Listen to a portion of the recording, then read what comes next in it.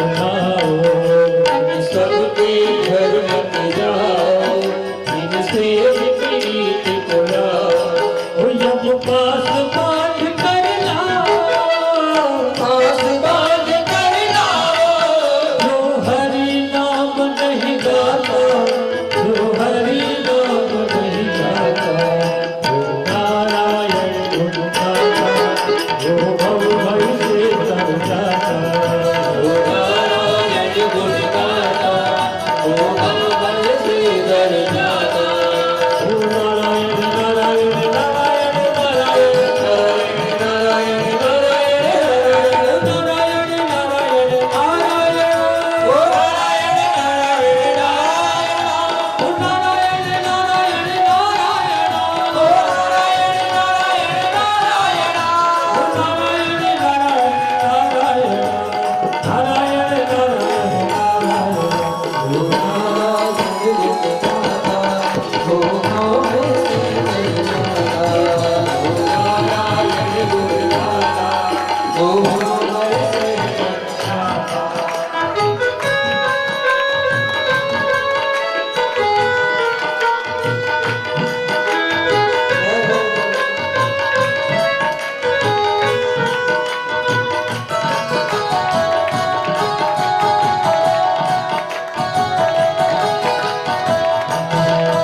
जब दास मिटानी चाहो, हर चरण शरण हो जाओ।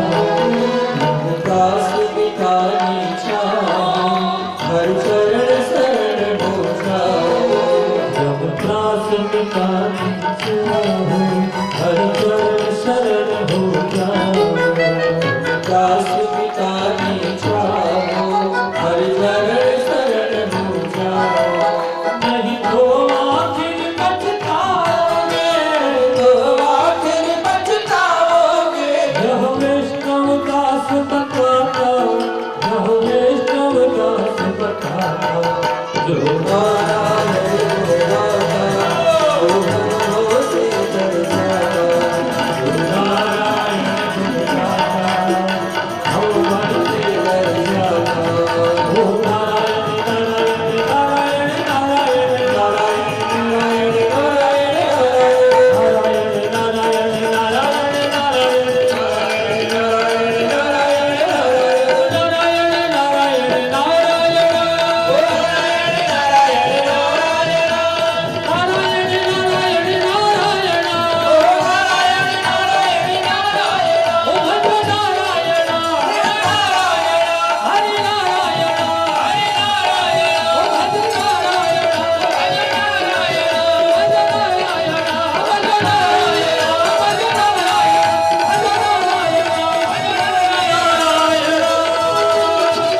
श्री राधे।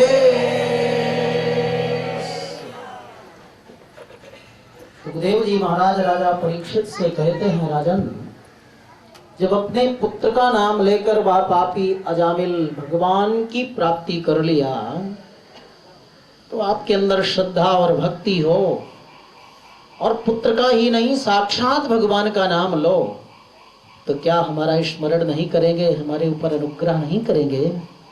अवश्य अनुग्रह करेंगे। जब पुत्रोपचरित नाम जपने से कृपा की नारायण ने अजामिल पर, तो हम साक्षात प्रभु को भजेंगे तो अवश्य हमारा कल्याण करेंगे। नरक की यातनाएं हमें नहीं मिलेंगी। लेकिन एक बात अवश्य ध्यान रखना चाहिए कि अपने परिवार में नाम भी बच्चों का भगवान के नाम पर रखना चाहिए। पहले पुराने कितने अच्छे अच्छे नाम लोग रखते थे। देखिए, राधे श्याम जी खेतान नाम है भगवान का। दीन दयाल जी डागा हमारे आए हुए हैं, श्याम सुंदर, कितने अच्छे नाम। आजकल लोग क्या कहते हैं, बड़ा नाम है, ओल्ड नाम है, माताएं विशेष का। तो नया नाम कैसा मिलता है? गप्पू, चप्पू, सप्पू, लप्पू, बबली, डबली, ये नाम मिलते हैं जिसका कोई अर्थ नहीं हो। जिसका कोई अर्थ हो, सार्थक नाम रखना चाहिए ना, सार्थक नाम रखना चाहिए। कई बार तो बच्चों का जन्म होता नहीं, ननिहाल से लिख कर आ जाता है, बेटा हो तो नाम रखना, बेटी हो तो नाम रखना। और कई बार तो झगड़ा भी हो जाता है ना, नामकरण को लेकर के। भगवान के 1008 नाम हैं, कोई ना कोई नाम तो सूट कर ही जाएगा आपको, और ना आता हो तो हम लोगों से पूछ लेना। चाहे देवी जी हो और चाहे बालक हो, सबके लिए सुंदर नाम रखना चाहिए कि आपका व्यवहार भी चले और साथ ही साथ परमार्थ भी बनता जाए। आप नाम लो पुत्र का, लेकिन एक माला आपकी प्रतिदिन पूरी हो जाए।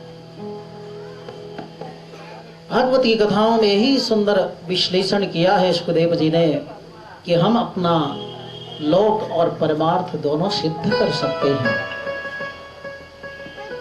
आगे चल करके और एक प्रसंग बताया जिसमें कि देवराज इंद्र अपने सभा में बैठे हैं और देवगुरु बृहस्पति जब आए तो उनका आदर भी नहीं किया, सत्कार भी नहीं किया। नृत्य चल रहा था, वाद्य चल रहा था, गीत श्रवण कर रहे थे इंद्र। बहुत सारे आसन हैं, कहीं बैठ जाएंगे। बृहस्पति जी को थोड़ा अन्यथा लगा, मन में क्षोभ हुआ, वहां से अलक्षित हो गए। गुरु को, बृहस्पति को रुष्ट देखकर दैत्यों ने देवताओं पर आक्रमण कर राज्य पर अपना कब्जा जमा लिया। तब देवता यत्र तत्र भटकते हुए भगवान के पास पहुंचे। भगवान ने कहा, इस समय दैत्यों पर गुरु कृपा, समय उनके अनुकूल, धर्म का रक्षण, इसलिए मैं भी दैत्यों को पराजित नहीं कर सकता। आप लोग यदि चाहते ही हो अपने राज्य को, तो दैत्य पक्ष में एक विश्वरूप नाम के व्यक्ति हैं जो बड़े विद्वान हैं, जिनको नारायण कवच विद्या मालूम है। जिस विद्या के बल पर तुम्हारे खोए हुए राज्य संपत्ति को प्राप्त करा सकते हैं, तुम उन्हीं के पास जाओ। इंद्र को भगवान ने सावधान किया कि दैत्य पक्ष का होने के कारण अगर कुछ आहुतियां अपने दैत्य कुल में दे विश्वरूप, तो उसको तुम सहन कर लेना। इंद्र ने जाकर उन्होंने विनय किया, विश्वरूप तैयार हुए, नारायण कवच का पावन उपदेश दिया। ये नारायण कवच भागवत में है, जिसका प्रतिदिन घर में पाठ हो, आप लोग करो। तो कवच कहते हैं ना, रक्षा कवच। तो अपने शरीर की रक्षा जहां एक तरफ से परिवार की रक्षा, व्यापार आदि की रक्षा होती है। 22 श्लोक हैं, बड़े सुंदर सुंदर इसमें स्तुति अष्टभुजाधारी भगवान नारायण की है, जिसमें हर प्रकार की आपत्ति विपत्तियों से संरक्षण करने की प्रार्थना है। हरिर्विदध्यान मम सर्वरक्षाम निस्तांग्रि पद्मः पतगेन्द्र पृष्ठे दरारि चरमासि गदेषु चाप पाषाण दधानोष्ट गुणोष्ट बाहु। पल पल क्षण क्षण हर समय की रक्षा इन नारायण कवच में की गई है।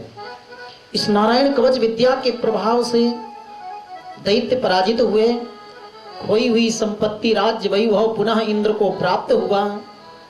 और एक दिन यज्ञ कराते कराते भूल कर गए, जब विश्वरूप अपने कुल को आहुति दे रहा था, उसी समय क्रोध आया और इंद्र ने वज्र से विश्वरूप का सिर काट दिया।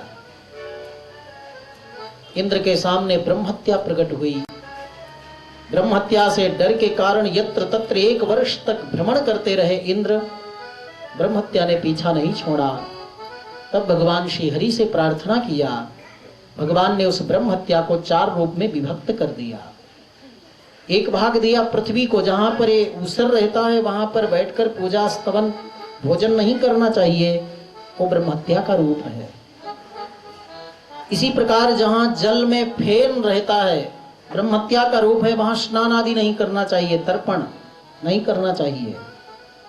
इसी प्रकार वृक्षों को एक भाग दिया। वृक्षों में गोंद निकलती है ना, गोंद का लड्डू बहुत अच्छा लगता है, इसलिए गोंद के लड्डू का भोग नहीं लगाया जाता, वो भी ब्रह्महत्या का स्वरूप है।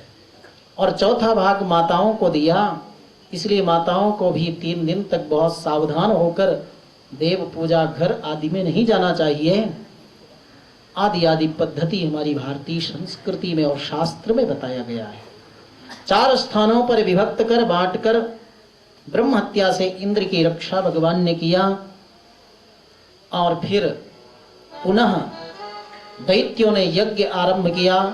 और उस यज्ञ में अपना राजा बनाया वृत्रासुर को। पुनः दैव बल प्राप्त हुआ और उस दैव बल से इंद्र आदि देवताओं को पराजित किया और वृत्रासुर का भयंकर युद्ध इंद्र के साथ में हुआ। वृत्रासुर और इंद्र का युद्ध बड़ा विचित्र वर्णित है भागवत में।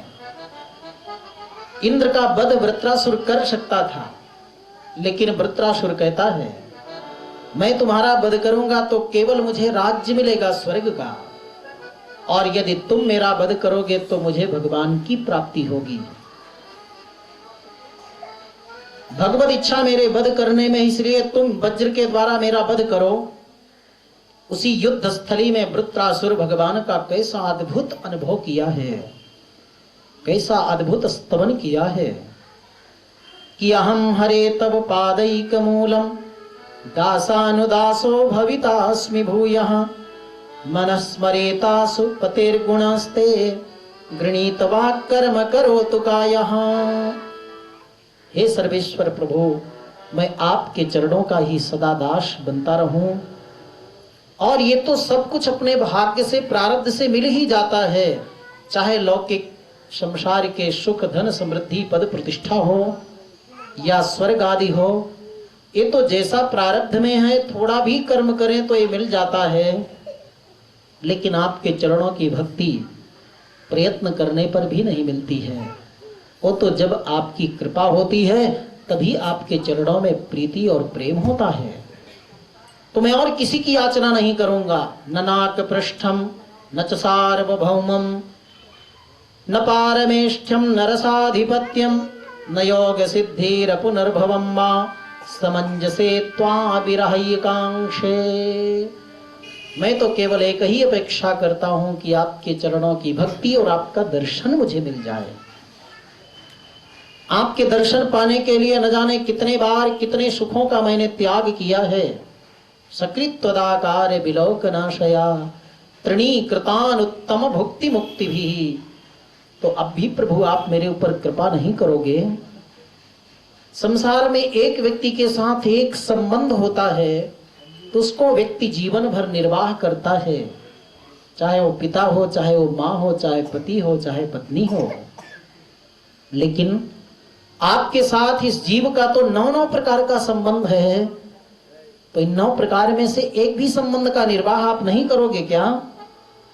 इस समय आपके दर्शनों की लालसा, आपके दर्शनों की तड़प, आपकी दर्शनों की पिपासा बुभुक्षा मुझसे उसी प्रकार हो रही है जैसे अजात पक्षा इव मातरम खगाहा।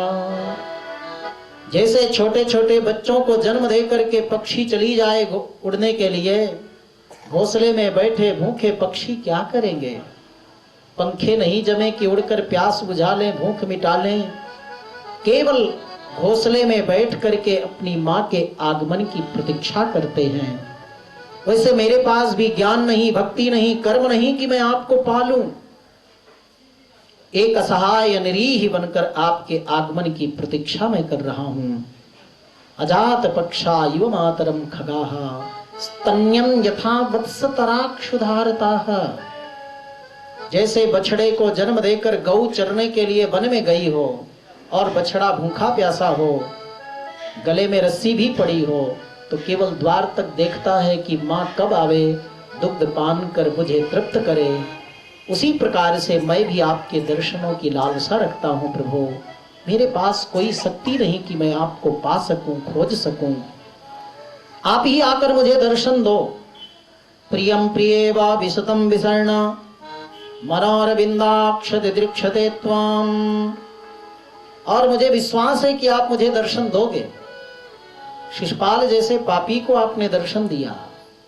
जयंत जिस पर आपने ब्रह्मास्त्र का प्रयोग किया, वो भी शरण में आया तो आपने उसकी भी रक्षा की। तो इन सब से तो हम अच्छे हैं कि आपका हमने अपमान नहीं किया, आपको हम कटु वचन नहीं कहे, तो हमारे ऊपर कृपा आपकी अवश्य होगी। ऐसा मन में चिंतन मनन ध्यान अर्चन वंदन श्रमण स्तमन कर रहा था वह वृत्रासुर। उसी समय इंद्र ने वज्र उठाया और वृत्रासुर का वध किया। भले ही ये दैत्य योनि में था, लेकिन यह पूर्व जन्म में चित्रकेतु नाम का गंधर्व था। भगवान शिव को पार्वती जी के साथ देखकर उपहास किया। पार्वती जी ने साथ दिया, जाओ दैत्य योनि में चले जाओ। लेकिन फिर भी शिव जी की कृपा से इस जन्म में भी भक्ति बनी रही और भगवान के चरणों की भक्ति करते हुए भी भगवान का मंगल अनुग्रह प्राप्त कर लिया। आगे चलकर 49 मरुतों की कथा आती है बंधुओं। और साथ ही साथ एक दिन जब दिति मां अपने पुत्रों को दैत्यों को देखकर बड़ी दुखी हुई, तो उधर अदिति मां भी अपने पुत्रों को देखकर बड़ी दुखी हुई। अदिति मां ने अपने पतिदेव से प्रार्थना की और दिति ने भी प्रार्थना की। दिति ने जब प्रार्थना की कि भगवान एक ऐसा संतान मुझे दो जो सूरवीर पराक्रमी हो, तो कश्यप जी ने पुंसमन व्रत को बताया और कहा, देवी मेरे लिए दोनों देवियां समान हैं। मैं तुम्हें मार्ग बताता हूं कि मार्गशीर्ष महीने की अमावस्या को जैसे व्यतीत हो वैसे ही इस व्रत को करना चाहिए। प्रातः काल उठना, भगवान नारायण की आराधना करना, इन मंत्रों से खीर से अग्नि में आहुति देना और उस प्रसाद को पा लेना। इसी व्रत से आपको ओजस्वी तेजस्वी मनस्वी पुत्र की प्राप्ति होगी। इंद्र पहुंच गए, बोले मासी की सेवा करूंगा। वो तो मौका देखने के लिए गए कि कब त्रुटि हो और कब मैं अपना मौका निकाल कर कार्य सिद्ध करूं। बताया था कश्यप जी ने कि दिति कभी भी तुम झूठे मुख मत सोना, पूरब की तरफ पैर करके मत सोना। इसी प्रकार से बिना स्नान किए हुए भोजन भी मत करना 1 वर्ष तक इस व्रत को करते हुए। सायंकाल मत सोना। ऐसे बहुत सारी विधि बता दी थी। आज एक साथ कई त्रुटियां हो गई देवी दिति से।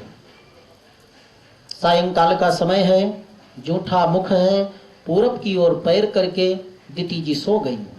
इंद्र को मौका मिला। इंद्र उदर में प्रविष्ट हुए और उस गर्भ के 2 खंड कर दिए। फिर भी वो बालक जीवित रहे तो पुनः 7 खंड किए। फिर वो बालक जीवित रहे तो 7 के फिर 7 खंड किए, 49 खंड हुए। और जब दिति ने बालकों को जन्म दिया तो कहा मैंने 1 पुत्र मांगा था, 49 कहां से आ गए। तब कश्यप जी ने सारी घटना बताई। दिति ने कहा मैं इन पुत्रों को नहीं चाहती, इंद्र तुम ही ले जाओ। तो इंद्र ने उनको स्वीकार कर लिया। तो दैत्य कुल में जन्म होने के बाद भी इंद्र ने देव कुल में उनको स्वीकार कर लिया। इसलिए उनको 49 मरुत के नाम से देव पक्ष में गिना जाता है। मरुत चले 49 मरुत देवों की श्रेणी में आते हैं। तो इस प्रकार की चर्चा भी भागवत में है। और आगे चल करके एक विलक्षण प्रश्न किया है परीक्षित जी ने श्री सुखदेव जी महाराज से। आइए 2 बार भगवान का पावन नाम ग्रहण कर लें और फिर आज के अंतिम प्रसंग को हम श्रवण करें, जिसमें प्रहलाद जी का भी पावन चरित्र आता है। राम नाम बोलो